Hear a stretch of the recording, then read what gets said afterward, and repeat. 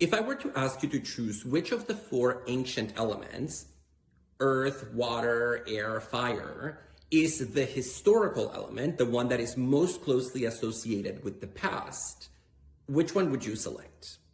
Now, among philosophers, there is a sense that the historical element is the earth. And the reason for that is that we know, of course, that if you think about the literal earth, the further down you go in space, the further back you are traveling in time. And that's because old modes of life have left signs or traces that sink into the earth, which is why when we go digging for evidence, we are learning something about things that happened long ago.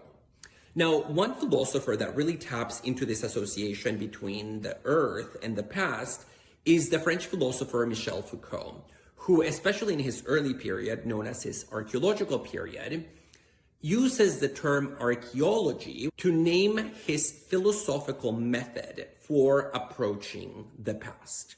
Now, Foucault was not going out into the field and digging holes in the ground to bring up or unearth bones or tools or plates from ancient civilizations, but he did a philosophical version of that, where he was going into the archives in order to bring up whatever signs he could find of the way in which people in previous times in history have understood the world around them. So what Foucault was trying to excavate in his philosophical archaeology, it was what he calls discourse, because he believes that in any historical period is ruled by a specific way of thinking that follows certain rules. And that's his famous concept of the episteme. There's an episteme that rules the thinking of particular epochs.